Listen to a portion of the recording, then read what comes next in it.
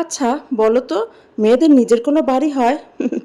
আসলে কিন্তু মেয়েদের নিজের কোনো বাড়ি হয় না। মেয়েদের নিজের বাড়ি বলতে কিচ্ছু নেই। যাই হোক, আজ সকালটা অনেক মেঘলা ছিল। আর এই মেঘলা সকালে এমন এক কাপ চা নিয়ে বৃষ্টি উপভোগ করতে কিন্তু মন্দ লাগে না। আর চাটা শেষ করেই ঘরের কিছু কাজ শেষে চলে আসলাম সোজা রান্নাঘরে। আজ রান্না করব হাঁসের ডিম দিয়ে ছোলার ডাল। আমার আবার হাঁসের ডিম খেতে অনেক বেশি মজা লাগে।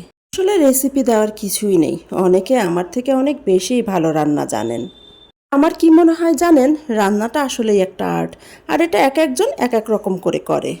আর নিজের রান্না খেয়ে যদি নিজের পরিবারের মানুষ, স্বামী সন্তান সন্তুষ্ট থাকে, তাহলে আর কি লাগে বলুন। যাই হোক, যা বলছিলাম, সকালে চা খেতে খেতে কেন জানি খুব মনে হচ্ছিল আর একটা বিষয় খুবই ভাবাচ্ছিল। আর সেটা হলো, মেয়েদের কি আসলেই কোনো বাড়ি হয়? আমার তো মনে হয় না। মেয়েদের আসলে কখনো নিজের বাড়ি হয় না। কখনো বাবার বাড়ি, কখনো ভাইয়ের বাড়ি, আবার কখনো স্বামীর বাড়ি, আর সবশেষে ছেলের বাড়ি। এসব বাড়ি না বড্ড নড়বড়ে, যে কোনো সময় ধমকা হাওয়ায় ভেঙে যাওয়ার সম্ভাবনা অনেক বেশি থাকে। এই দেখেন না, বাবার বাড়ি একটা সময় সবচেয়ে বেশি পর হয়ে যায়। সেই বাড়িতে মেয়েরা অতিথি হয়ে যায়। অনেক সময় তো দেখা যায় বাবার বাড়ি গিয়ে বেশি দিন থাকলে সমালোচনা শুরু হয়ে যায় যে কেন এত দেরি করে আছে, নিশ্চয়ই সংসারে কিছু হয়েছে, নিশ্চয়ই স্বামীর সাথে কিছু হয়েছে, তাছাড়া এতদিন কেন বাবার বাড়ি পড়ে আছে, কত কথা, কত আলোচনা। কিন্তু সেই বাড়িতে মেয়েদের সবচেয়ে বেশি অধিকার থাকা উচিত, সবচেয়ে বেশি আপন হয়ে থাকা উচিত। কিন্তু সেটা কি হয়? হয় না। তারপর দেখেন স্বামীর বাড়ি। স্বামী বলবে, আমার যা কিছু আছে সবই তো তোমার। আসলে এর থেকে বড় মিথ্যা কথা আর কিছুই হতে পারে না।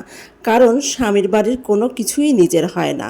কারণ আপনি একটা সময় পর কোনো কিছু নিয়ে অধিকার খাটাতে যাবেন, কোনো কিছু নিয়ে একটু বেশি কথা বলতে যাবেন, তখন স্বামী ঠিক আপনার আপন জায়গাটা দেখিয়ে দিবে। মতের সাথে অমিল হলে সেই বাড়ি থেকে বের করে দিতে দুবারও ভাববে না।